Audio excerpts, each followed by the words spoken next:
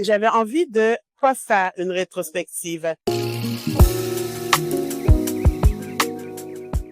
Après 30 ans de création, 30 ans de métier et tout, ce que j'avais envie d'approcher ou d'aborder avec les gens, c'était de leur montrer pourquoi, en fait, j'avais fait des bijoux comme ça. Le point de départ de ma démarche artistique, c'est le corps avec lequel je suis née. Le fait d'être née dans un corps qui était différent, il a fallu que je l'apprivoise, il a fallu que je fasse ma propre définition de la beauté. J'ai fait des études universitaires en art visuel et c'est ça qu'on voit d'emblée quand on arrive ici.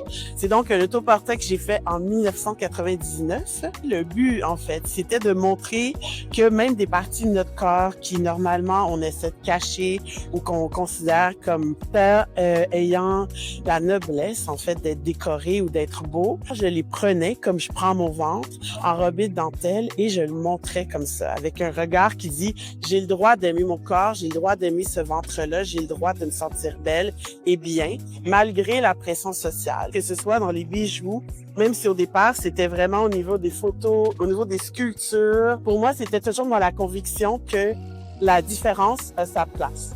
Cette section-là, on va dire, de l'exposition, c'est vraiment dans l'idée de présenter le début de mon parcours au niveau artistique. Donc, le ventre, les autoportraits, les langues, comment on peut, même dans l'obsession de la beauté, détourner le sens premier. Ça s'appelle « Sois festin ».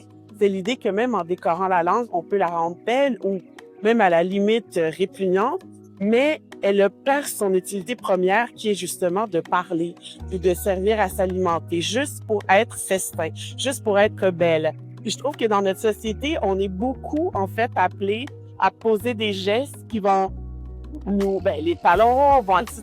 Pour en nommer plein là, au fil des siècles et tout, qui changent le corps dans le but premier de séduire. Puis ça, pour moi, cette idée-là entre l'attirant et le repoussant, c'est ce que j'ai beaucoup travaillé. Puis on le retrouve dans mes bijoux, comme par exemple, dans les premières pièces que j'ai fait dans les bijoux, là, la patate. C'est une patate stylisée, on s'entend. Mais pour moi, c'était comme ça. Ça, c'est un carnet de montage. Le sens de la patate, c'est important. Puis j'adore ça parce que c'était bon. Ça, c'est une chaîne de taille qui devient un collier, etc. Celle-ci, c'est la plaque cellulite.